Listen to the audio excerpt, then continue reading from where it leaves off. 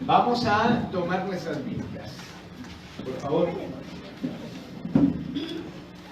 Segundo de Samuel, capítulo 8, nos corresponde el día de hoy. Segundo de Samuel, capítulo 8. Vamos a leer versículo 15 hasta el versículo 18. Amén. Amén. Segundo de Samuel, capítulo 8, versículo 15. Dice la Escritura: y reinó David sobre todo Israel. Y David administraba justicia y equidad a todo su pueblo. Joab, hijo de Sarvia, era general de su ejército. Y Josafat, hijo de Ahilud, era cronista. Sadoc, hijo de Ahitob, y Ahimelech, hijo de Abiatar, eran sacerdotes. Seraías era escriba. Benaía, hijo de Joaida, estaba sobre los cereteos y peleteos. Y los hijos de David eran los príncipes. Amén. Padre bendito, gracias. Te alabamos a ti, Señor precioso. Qué hermoso, qué precioso es estudiar tu palabra. Qué bueno es extraer de tu palabra, Señor, principios para la vida. Cosas que nos sirven para vivir, que al ser practicados, Padre, mejoran, Señor, nuestra manera de actuar, nuestras familias. Principios que al ser practicados nos ayudan, Señor, a ser mejores ciudadanos, mejores esposas, mejores hermanos, mejores hijos, Padre. Oh, mejores hijos tuyos, Padre. Gracias, porque es hermoso esto, Señor. Cómo tú nos educas con tu palabra, cómo nos formas, cómo moldeas nuestro pensamiento, cómo moldeas nuestros valores con tu palabra, Padre. En el nombre de Cristo Jesús quiero poner en tus manos benditas este tiempo que sigas haciendo, Padre. Y para que cada uno de los que estamos aquí nos vayamos de este lugar, Padre, con algo muy especial dentro de nosotros, después de habernos a tus pies para escuchar tu palabra. En el nombre de Jesús de Nazaret, te damos gracias, Padre. Amén y amén. Amén. Tomen asiento, pónganse cómodos. Los hermanos esta noche, gloria a Dios. Este es el capítulo que nos corresponde para el día de hoy. Nos dice el versículo 15 que David fue un buen rey, que administraba justicia y que administraba equidad al pueblo. Nos informa este texto bíblico que acabamos de leer que Joab, que ya lo conocemos, los que han estado en los estudios bíblicos, era el general de su ejército. Y un hombre llamado Josafat era su cronista, como el historiador de la corte. Y que Sadoc y Ahimelech eran los sumos sacerdotes en el tiempo en que David reinaba, y que Seraías era el escriba, como el encargado, como el periodista, como el encargado de las comunicaciones del rey. Que Benaía estaba sobre los cereteos y peleteos, que eran la guardia personal de David. Los guardaespaldas de David eran los cereteos y los peleteos. Y que los hijos de David eran obviamente los príncipes del rey. Este pequeño resumen de lo que era el reinado de David es importante porque nos va a explicar lo que ya fue la expansión del reinado de David. Una época hermosa del pueblo de Israel, una época, digamos, de oro para Israel. Aunque con Salomón llegarían a estar económicamente un poco mejor, ¿cierto? Esta puede decir también una época de oro. Un gran rey tenían sobre ellos. Del capítulo 1 al capítulo, del versículo 1 al versículo 14, nos va a explicar más sobre esa expansión del reino de David, más todavía. Tiene su pasaje paralelo también, como los demás textos que hemos visto, los últimos textos que hemos visto, en Crónicas. Entonces, en el primer libro de Crónicas, el capítulo 18, el versículo 1 al 17, usted encuentra el texto paralelo a este, es decir, un texto que nos va a contar lo mismo que este texto, la misma historia, tiene algunas variaciones que complementan lo que aquí se dice, pero tiene su paralelo allí. Ahora, si usted lo lee todo, se va a dar cuenta que contiene mucha historia y muchos nombres. Y se pone como muy técnico, y entonces a la gente las cosas técnicas no le son agradables, le parecen como aburridoras, ¿no? Pero esta es la palabra de Dios, no puede parecernos aburridor en ningún momento. Pero ahí está. Es técnico, tiene mucha historia, muchos nombres, muchos sitios geográficos y eso. Pero vamos a hacerlo sencillo para nosotros hoy. Y lo que vamos a tratar es de este texto tan técnico, con tanta historia, con tantos sitios geográficos, vamos a extraer algunas enseñanzas que nos sirvan para nuestra vida, mientras vamos aprendiendo qué sucedió, qué pasó y cómo fue que David logró expandir su reino casi hasta el río Éufrates, ya al norte, bien al norte, lejos eso, logró expandir su reino hasta allí. Entonces, miren, yo creo que usted se fije en este texto cómo nos muestra que Dios cumple sus promesas. Hace 8 días estuvimos aquí, bendito sea Dios, y estudiamos el capítulo 7, fue lo que vimos. En el capítulo 7, en el verso 10 y 11, Dios le hace algunas promesas a David, entre todas las que le hizo una promesa. Dios empeñó su palabra, dice, voy a hacer esto contigo. Verso 10 y 11, miren, dice, además, yo fijaré lugar a mi pueblo Israel y lo plantaré, dice. Entonces, para que habite en su lugar y nunca más sea removido, ni los inicuos le aflijan más como al principio. Entonces, le voy a dar un sitio, un lugar, un espacio geográfico donde voy a plantar a mi pueblo, ahí va a estar y no va a ser removido. Con los años nos vamos a dar cuenta que sí fue removido, pero porque esta promesa, como casi todas las de la Biblia, era condicional, es decir, no será removido si ellos me obedecen, si ellos hacen mi voluntad, si ellos me siguen. Pero el pueblo de Israel hizo todo menos seguir al Señor con fidelidad y amarlo con fidelidad. Entonces fue removido. Después, con el tiempo, veremos esa historia, pero sí fue removido. Pero bueno, ese es el verso 10. Ahora el verso 11. Desde el día en que puse jueces sobre mi pueblo Israel, dice, y a ti te daré descanso de todos tus enemigos. Asimismo Jehová te hace saber que Él te hará casa. Note eso que Él dice, a ti te daré descanso de todos tus enemigos. Es decir, no habrá quien se te enfrente. No vas a tener más guerra, vas a vivir en paz, dice. Esa es la promesa, ¿verdad?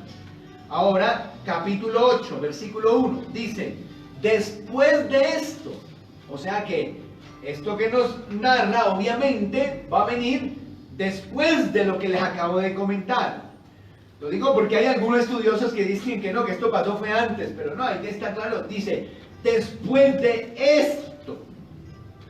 Y entonces el capítulo empieza a mostrarnos cómo Él empezó a derrotar a todos sus enemigos, tanto el norte, que están en el norte, los que estaban en el sur, los que estaban en el oriente y los que estaban en el occidente. A todos empezó a derrotarlos.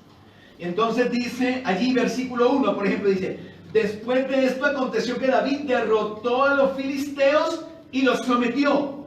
Y tomó David a Metat Ama de los filisteos. Los filisteos estaban al occidente de él. Y aquí el versículo 1 nos dice cómo fue que él los destruyó, los conquistó, logró expandir su reino hacia el occidente. Entonces, de nuevo dice, David derrotó a los filisteos y los sometió. Y tomó David a Metat Ama de mano de los filisteos. Luego, el versículo 2 nos dice cómo se expandió hacia el oriente. Y dice, derrotó también a los de Moab y los midió con cordel, haciendo tender por tierra, y midió 2 cordeles para hacerlos morir, y un cordel entero para preservarle la vida. Y fueron los moabitas siervos de David y pagaron tributo. Entonces, al occidente derrotó a los filisteos, al oriente derrotó a los moabitas. Dice que hizo algo particular, ¿no? Esto de los cordeles, de que tendió el cordel, de que puso el cordel, uno lee eso y queda, ¿cómo fue? Esto quiere decir que en alguna especie de sorteo que hizo con una cuerda o algo así, no se entiende bien, él escogió a quienes mataba y a quienes dejaba con vida. Más o menos mató a las 3/4 partes de los moabitas y dejó con vida a 1/4 parte, o sea, 1/4 dejó con vida el total de los moabitas. Y ellos tuvieron que pagarle tributo, es decir, impuesto. Ese impuesto quería decir que ellos estaban bajo su dominio. Luego, en el versículo 3 nos dice cómo se extendió hacia el norte. Dice, asimismo derrotó David a Hadad Ezer, hijo de Rehob, rey de Soba, al ir recuperar su territorio al Éufrates. Y dice, y tomó David de ellos 1,700 hombres de caballo y 20,000 hombres de a pie, y desjarretó David los caballos de todos los carros, pero dejó suficientes para 100 carros. Entonces, ahí no se preocupe, ya le voy a explicar ese 4, pero ahora lea el 5. Y vinieron los sirios de Damasco para dar ayuda a Hadad Ezer, rey de Soba, y David dio de los sirios a 22,000 hombres. Entonces el versículo 5 y el versículo 5 y el 3 nos dice cómo derrotó a sus enemigos del norte.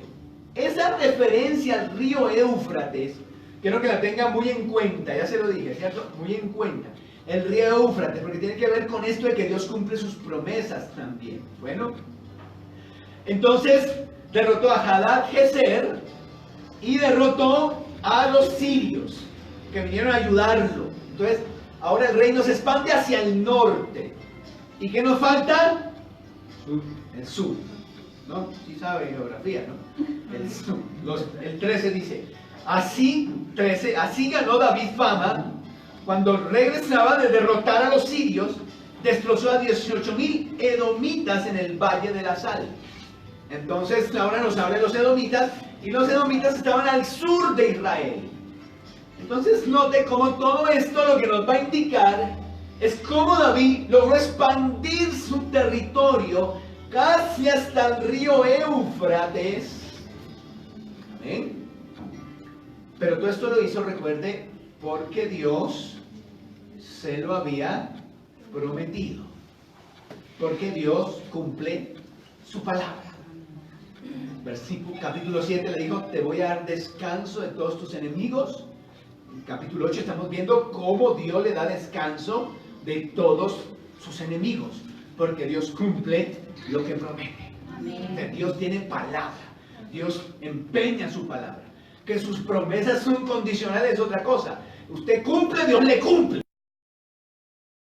En la mayoría de las ocasiones es así. A veces Él promete cosas que no tienen que ver con lo que hagamos o no hagamos nosotros, solo que Él las hace ya. Pero la mayoría de promesas es así. Usted tiene que cumplir algo para que Él lo mantenga o para que Él lo haga. Recuerde del río Éufrates. Porque cuando Dios le habla a Abraham, imagínese, a Abraham, por ahí en Génesis, Él le dice que el territorio que Él le va a dar, desde el gran río de Egipto, o sea, el territorio de Egipto, el Nilo, hasta el río Éufrates. Y es verdad que se extendió hasta allí, pero podemos ver cómo empezaba a cumplirse esa promesa. Porque ahora David estaba dominando hasta el Éufrates allá. Porque Dios tiene palabra. Si Dios dice algo, Él lo va a hacer, Él lo va a cumplir. Amén. Y eso aplica tanto para sus promesas benditas como para lo que Él nos advierte que también va a pasar. Yo quiero recordarla porque veo que es necesario hacerlo, porque esto es algo que hemos perdido el foco, hemos perdido de vista mucho nosotros los cristianos hoy día. Cuando hablamos de las promesas de Dios, siempre hablamos de las promesas que Él nos va a acompañar y que Él nos va a respaldar y que Él va a estar con nosotros. Y amén, que así es. Él lo ha prometido y así va a ser. Que Él no nos va a desamparar. Él lo ha prometido y así va a ser. Pero casi siempre se aplica a estas cosas. Pero no otras cosas que son muy importantes. Como por ejemplo, el hecho de que Él prometió que va a regresar por nosotros. El hecho de que Cristo prometió que Él va a volver un día. Amén. Quiero que lo mire. Quiero que lo miremos. Quiero que hallemos esperanza. Que recordemos estas cosas hermosas. Hechos 1. Mire Hechos 1. Versículo 9 al 11. Yo quiero recordar esa promesa esta noche. Hechos 1:9. Hechos 1:9. Dice: habiendo dicho estas cosas, viéndolo ellos, fue alzado y lo recibió una nube que lo ocultó de sus ojos. Este Jesucristo, ya resucitado, se aparece a los discípulos, les habla, y mientras está hablando, el Señor empieza a levantarse, a elevarse al cielo, a elevarse al cielo, y ellos allá, y allá se perdió en las nubes. Y ellos estaban allá mirando, ahí va,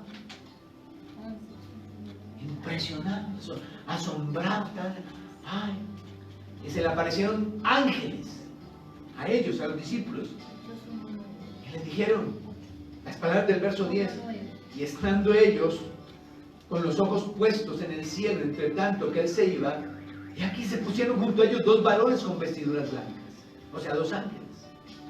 Versículo 11, más bien, ahí es donde ellos le hablan, dice: los cuales también les dijeron: varones galileos, ¿por qué estáis mirando al cielo? Se fijan, ellos se habían quedado ahí, estaban ahí mirando. Jesús había perdido entre las nubes, y ellos estaban ahí mirando, y Él dice: este mismo Jesús que ha sido tomado de vosotros al cielo, así vendrá como le habéis visto ir al cielo. Esa es la promesa. Amén. Amén. Y tenemos en la Biblia mucho testimonio de esto. El Señor dice algo, lo cumple, lo hace. ¿Ah? Ahora, mira esta particularidad. Mucha gente ha perdido la esperanza en esto y dice: uy, pero hace 2000 años vino. Hace 2000 años los ángeles dijeron esto. Que ya viene, que ya viene. No vino, no vino, no ha venido, no viene, no vuelve. Se perdió, no vuelve.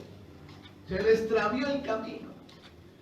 Y aún entre los cristianos, y la evidencia de eso es que la mayoría de cristianos viven como si Jesús nunca fuera a regresar. No tienen eso entre su perspectiva, no piensan en eso, no tienen eso claro en su mente. Es más, muchos viven como si el cielo no existiera. Porque ha perdido esa perspectiva. Ha perdido la fe en eso, ha perdido la esperanza en eso. Bueno, solo usted piense cuánto tiempo pasó entre aquella vez cuando se le habla a Eva, cuando Dios le habla a Eva y le dice que aparece allá en Génesis 3:15, que aparecerá un Mesías. No se lo dicen esas palabras, pero le dice que le habla de la simiente que aplastará la cabeza de la serpiente. Esa es la primera promesa en la Biblia, de que un Mesías vendría. ¿Cuánto tiempo pasó entre ese día y el momento del nacimiento de Cristo en Belén? Miles y miles de años pasaron. Miles y miles de años pasaron. Y están los profetas diciendo: y el Mesías, y hablaban del Mesías, y que el Mesías, y 1000 años el Mesías no ha venido, 1000 años si el Mesías no ha venido, 3000 años, y no venía. Pero los profetas seguían hablando del Mesías. ¿Sabe qué? Un día el Mesías apareció. Muchos de ellos murieron sin haber visto la promesa. Murieron siglos antes, muchos siglos antes de que el Mesías apareciera. Pero murieron creyéndolo. Hasta que el Mesías un día apareció. Y yo estoy convencido que así va a ser. Puede que yo me muera. Moriré creyendo en eso. Y puede que Él no venga. Y puede que usted muera y sus hijos y sus nietos. Pero una cosa es seguro, que así como se fue, así regresará. Porque Dios cumple sus promesas. Y usted y yo deberíamos vivir como quien cree que Cristo va a regresar un día. Usted y yo deberíamos vivir como quien cree en esas cosas, en esa bendita esperanza que es el cielo, que es su regreso, que es su venida de nuevo a la tierra. Amén. Amén. Amén. Gloria a Dios. Y así como Él dio otras promesas, Él prometió que el Espíritu vendría sobre nosotros. Amén, hermano. Él prometió su fortaleza, Él prometió su ayuda, Él prometió su respaldo, Él prometió sus dones, Él prometió su poder sobre nuestra vida. Y todas esas cosas se van a cumplir, o se están cumpliendo, o ya se cumplieron. En ustedes, en mí, en otros. Porque cuando Él dice, Él cumple. Amén. Ahora volvamos a nuestro difícil texto. Porque usted ya dijo, ay, ya que los filisteos, que los edomitas, esos manes, ¿quiénes son? Yo no, ya me aburrí. Ahora, lo segundo es, lo primero es Dios cumple sus promesas. La segunda cosa importante que podemos aprender aquí, no confíe en carros. No confíe en carros. No confíe en carros, ni en motos. No confíe en carros. Dice el verso 3. Asimismo derrotó David a Hadad-Ezer, hijo de Rehob, rey de Soba, a ir recuperar su territorio al río Éufrates. Y mire la victoria, dice. Y tomó David de ellos 1,700 hombres de a caballo. Y 20,000 hombres de a pie. Y dice aquí, y desjarretó David los caballos de todos los carros, pero dejó suficientes para 100 carros. Entonces dice 1,700 hombres de a caballo. Tengan en cuenta eso, hay caballos. Caballos. 1,700 hombres tomó David. Y dice que desjarretó 1,600 caballos. Cuando yo leí eso de jarretó, dije, eso es, la palabra suena como se dejetó, o algo así, ¿cierto? Suena extraña esa palabra. ¿Qué es desjarretar? Tocó ir a Google a ver qué es desjarretar, porque no tenía ni idea yo que era desjarretar. Entonces desjarretar es que cogen a los caballitos y a la altura de los rodillos, de las rodillas, de las patas, les cortan los tendones para lisiarlos, para que ya no sirvan más para la guerra. Pues no sé cómo quedarían los caballos, pero yo traté de investigar más, no encontré gran cosa. Así sí, pero cogen por la parte de atrás de las rodillas, cortan ahí los tendones y eso seguro los hará que pierdan fuerza o que caminen raro o algo así, cosa que ya quedan lisiados, ya no sirven más para trabajo ni para la guerra. Y solo dejó 100 caballos. Y yo le confieso que cuando leí esto dije, pero que David le faltaba sabiduría, ese David, ¿no? Le faltaba inteligencia. ¿Usted qué hubiera hecho? Más. Se cogen los caballos para ustedes, ¿sí o no? Yo me cojo los caballos. Yo dije, pero este David es raro, ¿no? ¿Cómo va a dejar los caballitos? Me los cojo para mí, para mi ejército. Los pongo a trabajar allá en la tierra. ¡Ahí! ¿Y por qué no? ¿Cierto? ¿Por qué no? Bueno, solo dejó 100 caballos. Dije, pero 100 caballos de 1,600, ¿para qué? 100 caballos buenos. No sé para qué dejó los 100 caballos. Pero me puse a investigar por qué desjarretó los caballos, por qué no los cogió para él. ¿Usted qué cree? Aquí pasó algo que yo no sabía.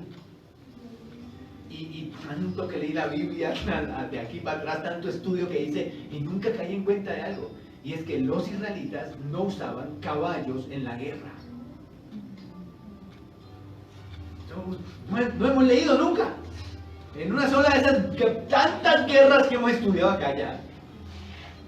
En ni una siquiera se sugiere que los israelitas en cualquier época usaran caballos. No lo usaban. ¿Por qué no usaban caballos? Y aquí hay algo hermoso. Era un acto de fe. No usaban caballos porque era un acto de fe. Es decir, no vamos a confiar en carros. los carros que jalan caballos hoy. No vamos a confiar en la fuerza de los caballos, no vamos a confiar en la caballería. Nuestras victorias nos las da Dios. Amén. Tremendo. Porque ha visto en las películas de guerra, ¿no? Lo primero que mandan, la caballería. ¿Cierto? Eso es lo primero. Y se mandan todo ese poco de caballos y pa, prum, pra, atropellan a todo el mundo por allá. Y luego dicen, ¡infantería! Y mandan infantería. Y la infantería sí son los de a pie. Pero los israelitas no hacían eso. No tendremos carros de guerra, no tendremos caballos, porque vamos a confiar en que nuestras victorias, nuestras guerras, las va a ganar Dios por nosotros. Era un acto de fe. ¿Cómo me gustó esto? Amén. Tremendo. Yo con razón había que darle gloria a Dios por todas las victorias. Claro, las demás naciones tenían carros, tenían caballos, de todo. Ellos no, ellos solo peleaban a pie. Porque era Dios el que nos daría la victoria. Amén. Bendito su nombre. Va a aplaudir, aplauda, hermana, pero con amor. Gloria a Dios.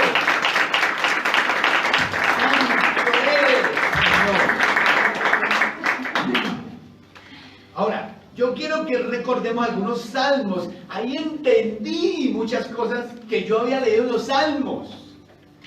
Claro, por eso los salmos dicen esto y dicen lo otro y dicen, claro, sí, tarado yo. Y yo que me iba a quedar con los caballos, hermano,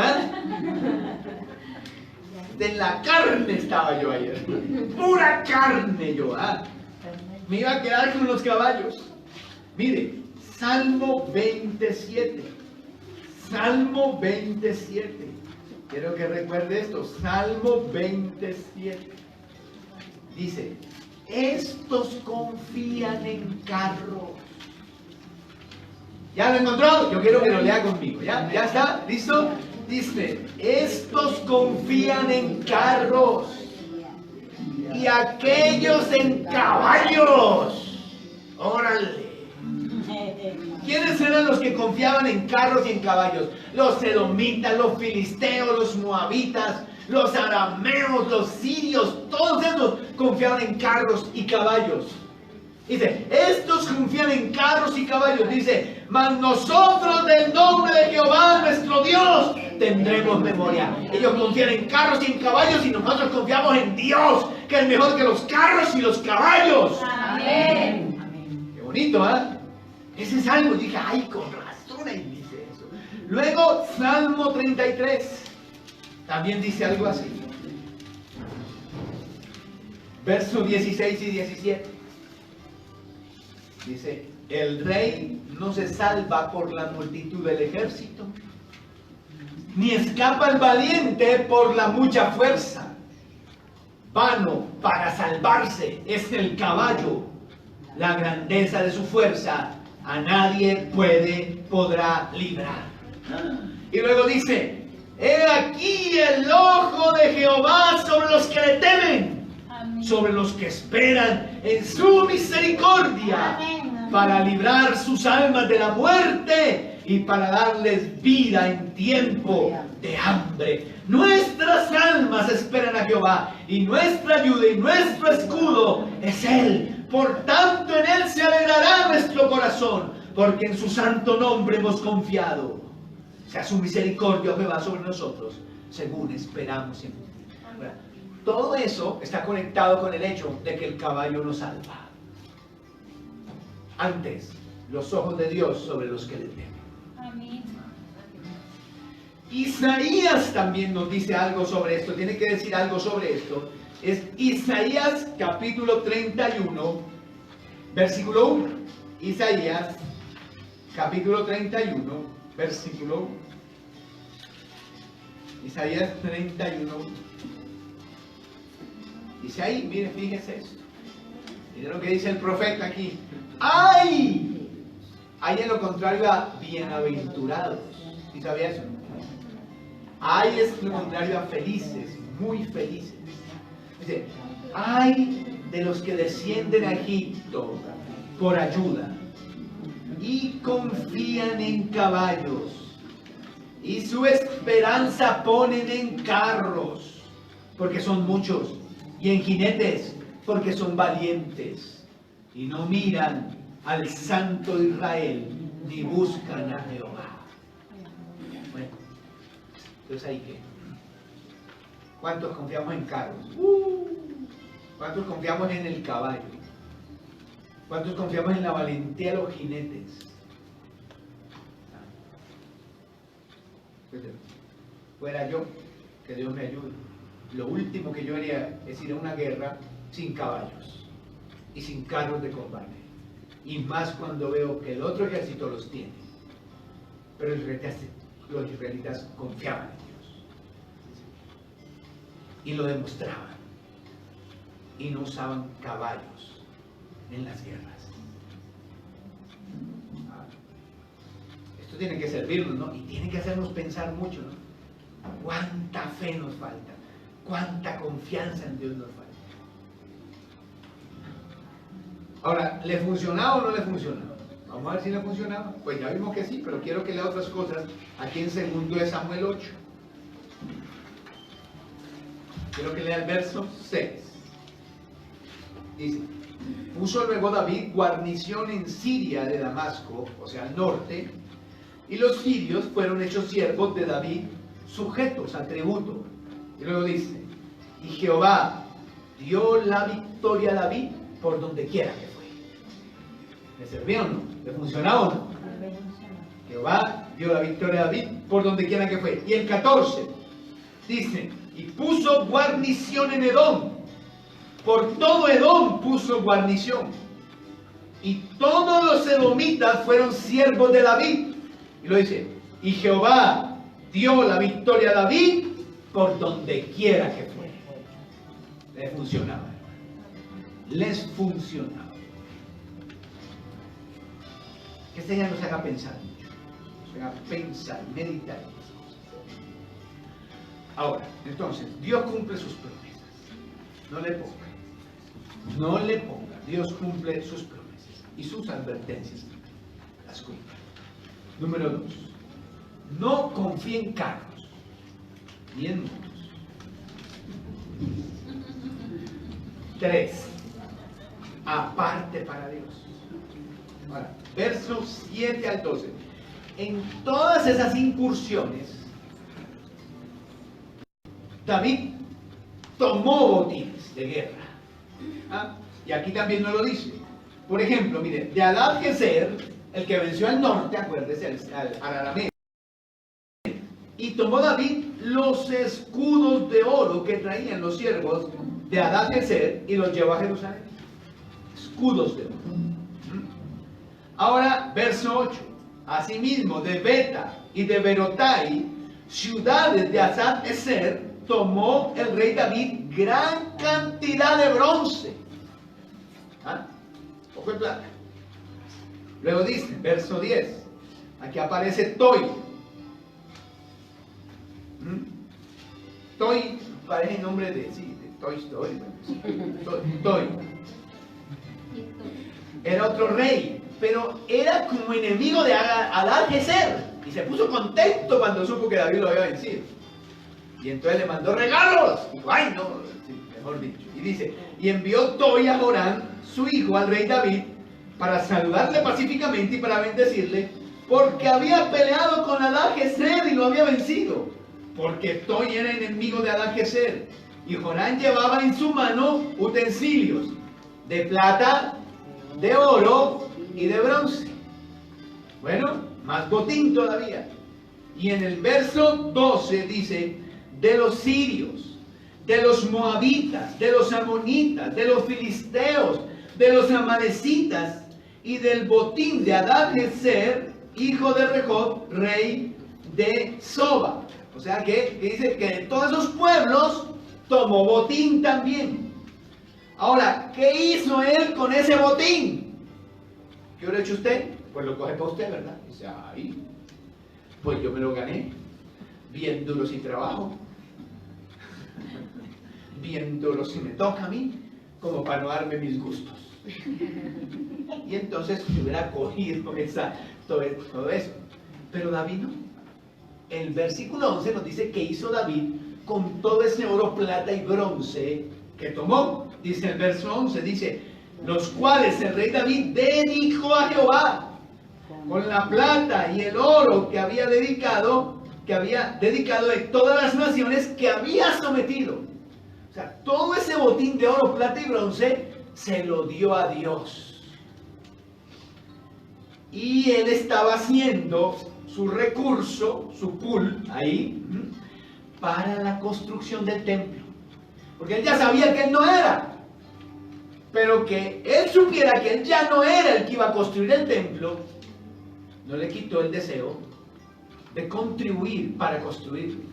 Entonces dijo, ay no, ya como Dios dijo que yo no, pues que mira a ver Salomón cómo hace. O que mira a ver el que le toque a ver cómo hace. Y dice, no, pues yo no lo puedo construir, pero yo sí voy a guardar. Y se ahorró todo eso. ¿Ah? Quiero que mire, vamos a 1 de Crónicas 18:8, para que usted vea, allí nos dice, qué hizo con el bronce, por ejemplo.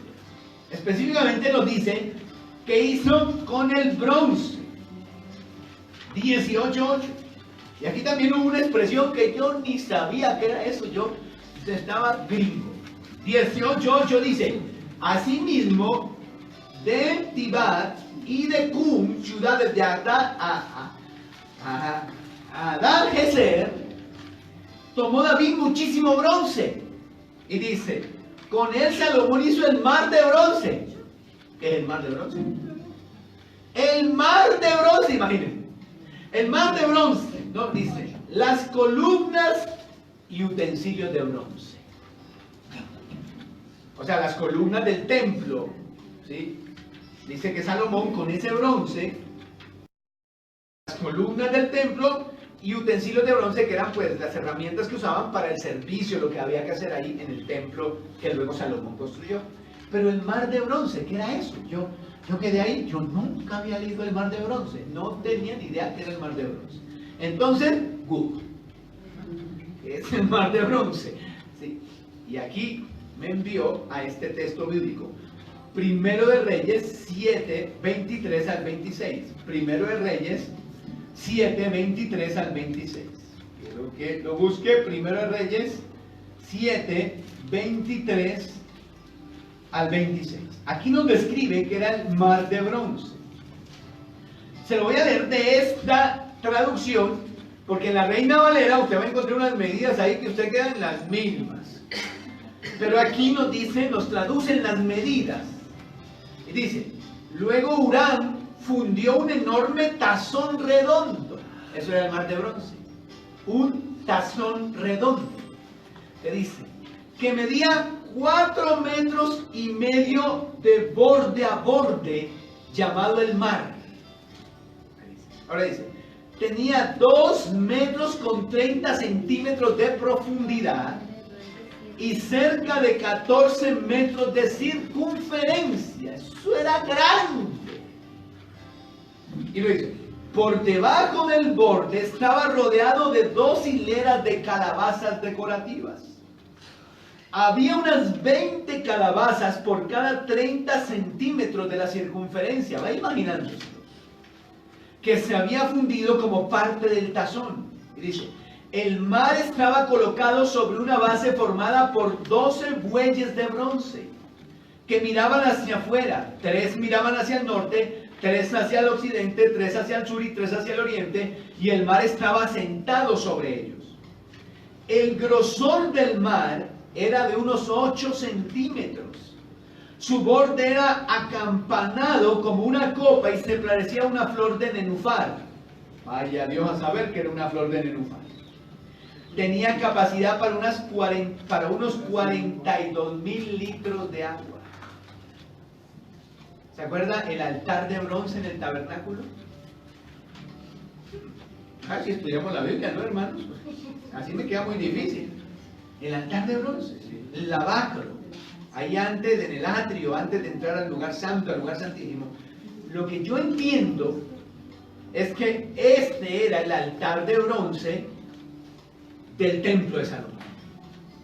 Y le llamaban el mar de bronce. Una cosa y una fuente, una cosa hermosísima, grandísima, hermano. ¿Y de dónde sacó Salomón para hacer eso? De las guerras del papá. ¿Y se fijan? ¿Ven? Hermoso eso, me gustó mucho también eso. Y luego, ahora, aquí, entonces, entendiendo eso, este es el tercer principio para la vida que vemos aquí. Hay que apartar para Dios de nuestro tesoro. Amén.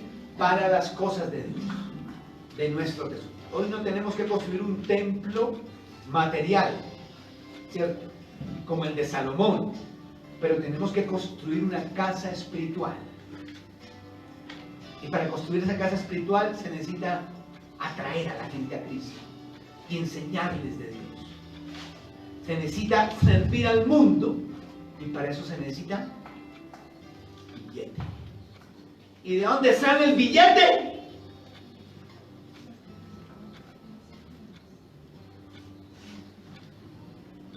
De las ovejas. Amén. De la lana. La lana. Fíjese que en un rebaño quienes se reproducen son las ovejas. A menos que el pastor sea zoófilo o algo. Una cosa rara ese pastor, pero es entre ellas. Ellas es que aumentan, crecen, se multiplican. Son ellas, son las que aportan la lana, son las que aportan la leche, las carnes, todas esas cosas. Entonces fíjese, es lo importante. La plata del templo no cayó del cielo. Ay, eso que Dios quería que se le hicieran, ¿verdad? Eso no le mandaron bloques de oro a Salomón de allá, sino que se requirió un generoso. Alguien que dijera, esto no me lo quedo yo, porque él pudo haber dicho, esto me lo quedo yo. Uy, no, le voy a meter todo ese oro a mi palacio. Le voy a meter todo ese oro, me voy a hacer un barco bien propio, así. No, él dijo, todo esto para Dios. Se requirió de un generoso. Después vamos a estudiarlo, muchas más personas pusieron, ¿cierto que sí? Pero el que tomó la iniciativa fue él. Y entre los que más puso fue el mismo David, y no fue el que más puso para la construcción de ese templo. ¿Están comprendiendo? Amén. Entonces, hermanos, así vamos a culminar esta noche. Tengan en cuenta eso. Dios cumple sus promesas. Descanse. Esté tranquilo. Estaba viendo ahorita un documental ahí, porque esto era volver vegano. No va a comer nada de animal, a menos que usted me invite, eso sí, tranquilo. Vegano. Vegano. Está viendo un documental de una ciudad en Estados Unidos que se llama Loma Linda, es de los adventistas. Los adventistas son vegetarianos y veganos, ¿sí sabía eso? No. Ellos promueven eso. Y entonces estaban haciendo un documental, se trataba de que en ese pueblo la gente vivía hasta los 100, hasta los 90, 95, 103, 105 años. Y los estudios que han hecho es por eso, porque son veganos.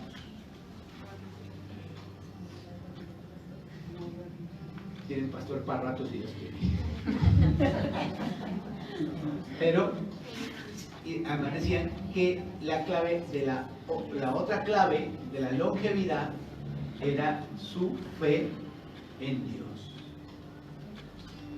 Porque la fe alivia el estrés.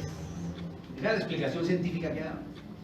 Sentirse que hay alguien que me protege, que no voy a estar solo, que hay alguien que me ayuda a aliviar el estrés. Y aquí hay algo que yo no sabía. Cuando usted se estresa, usted libera en su cuerpo veneno, que es lo que viene a causar muchas enfermedades.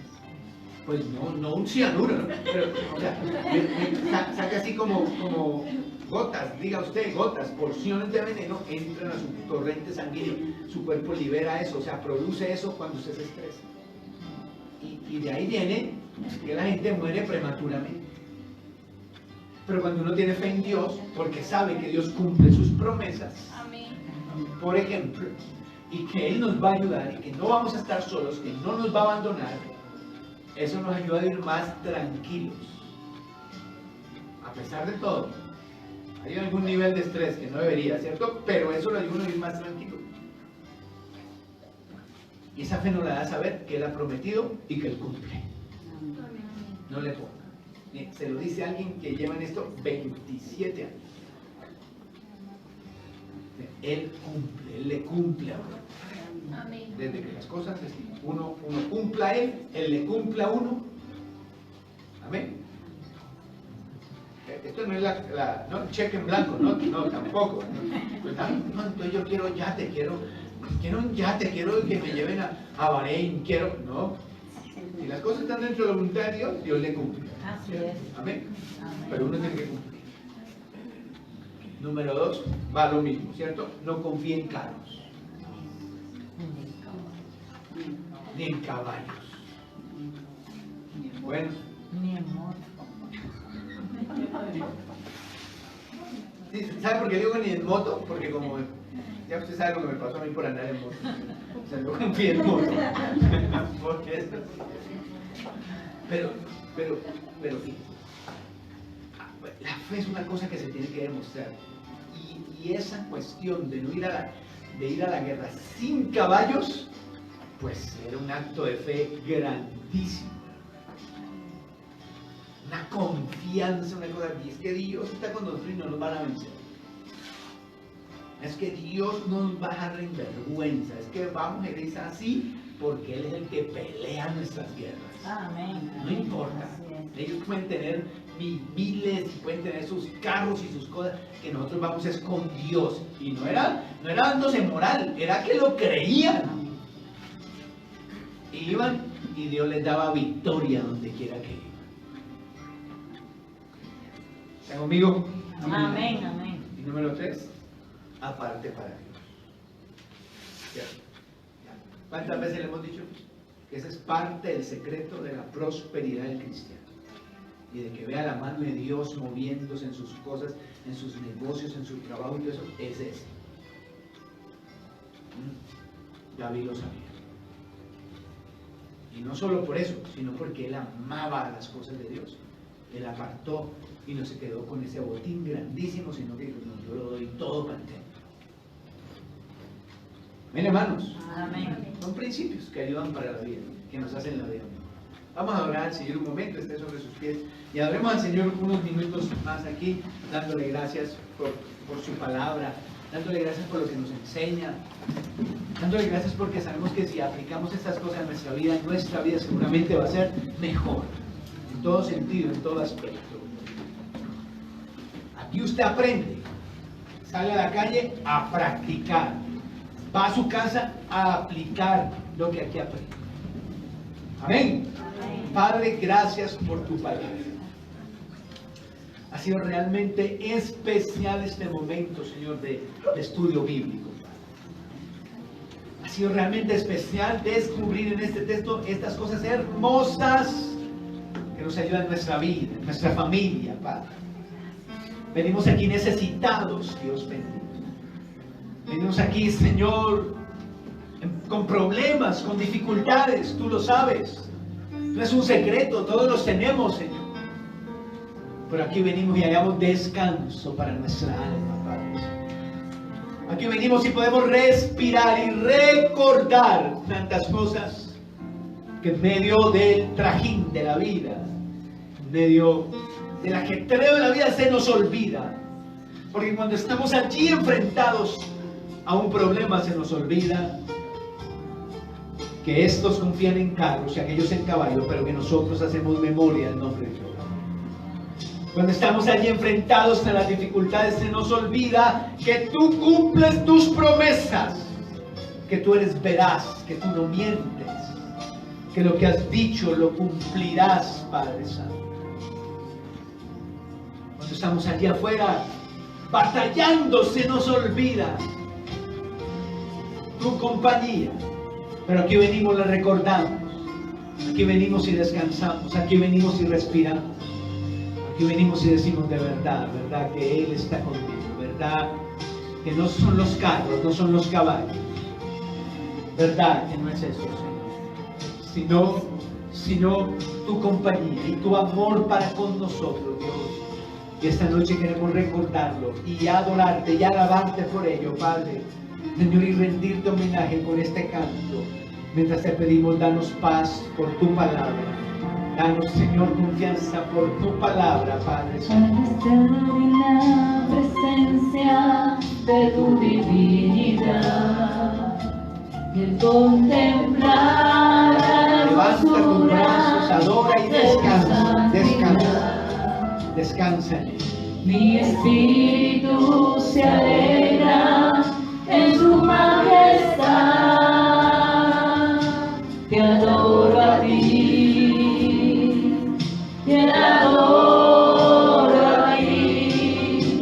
Cuando veo la grandeza de tu dulce amor y compruebo la pureza de tu corazón, mi espíritu se alegra en tu majestad. Te adoro a ti, te adoro a ti, y al estar aquí delante de ti te adoraré, postrado ante ti, mi corazón te adoro, Dios, y siempre quiero estar para adorar y contemplar tu santidad. Te adoro a ti, Señor, te adoro a ti. Y al estar aquí delante de ti te adoraré, postrado ante ti, mi corazón te adoro, Dios, y siempre quiero estar para adorar y contemplar tu santidad. Te adoro a ti, Señor, te adoro a ti. Muchas gracias, Padre Santo. Bendito eres, Padre Santo. Esta noche queremos agradecerte porque tú cumples tus promesas, Padre. Gracias porque hasta el día de hoy, Podemos descansar en ello, Padre, este día. porque tú eres nuestro Padre, Señor. Aquí estás, tu presencia es linda entre En nosotros. nombre de Jesús. Tu presencia es especial en medio de nosotros. Bien, Señor Jesús, poderoso para ti. Queremos hablarte esta noche y decirte gracias porque tú cumples tus promesas. Gracias, Señor. Gracias porque tú no te quedas con lo que has empeñado en tu palabra, Padre. ¿Cuántas veces desierto os digo? Les aseguro, dice tu palabra.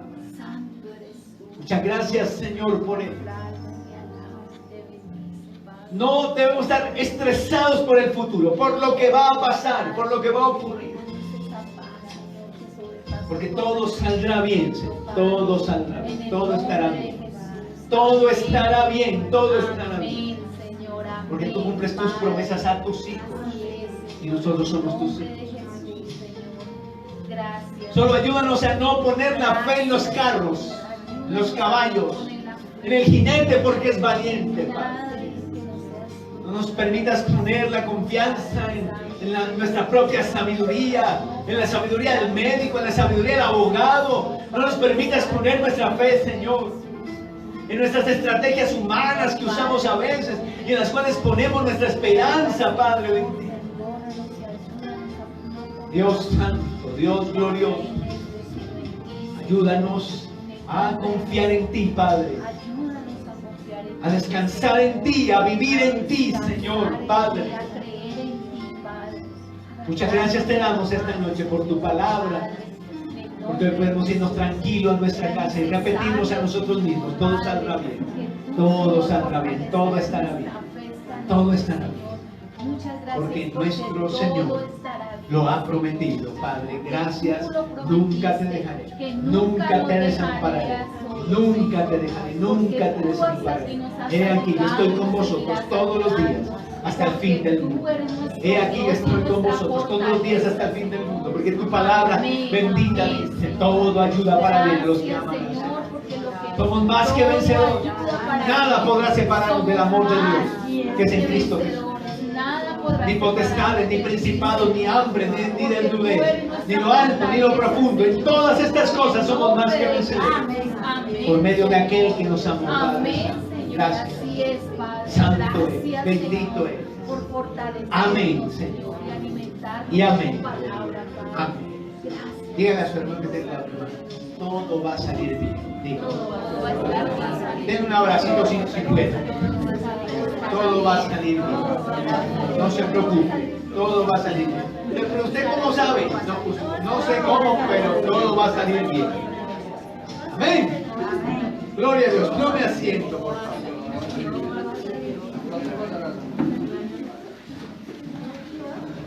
Gloria. Bueno, una ofrenda para Dios. Tomemos en este día. Recuerde el ejemplo de David, ¿no? Recuérdelo siempre.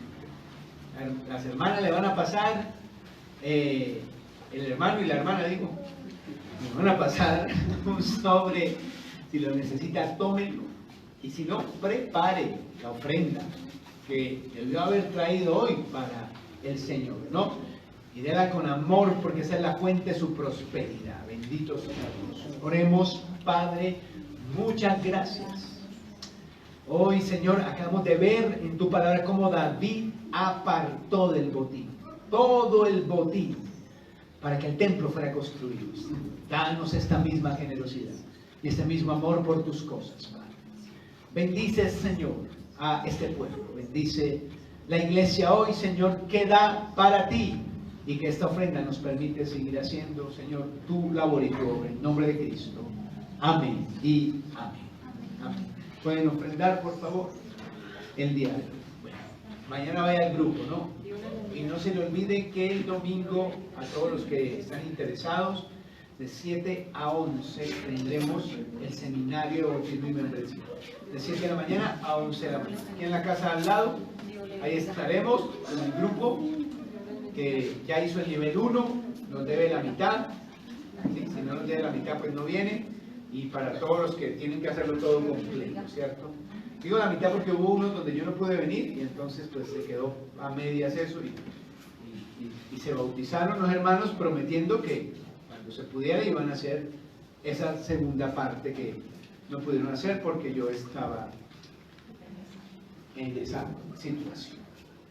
Amén. Bueno, de pie ya, otra vez. Nuestra hermana nos va a despedir, despídanse unos de otros y nuestra hermana nos despide. Bueno, cerremos nuestros ojos y vamos a darle gracias al Señor. Padre, en esta hora queremos, Señor, darte infinitamente gracias por esta tu palabra, Señor.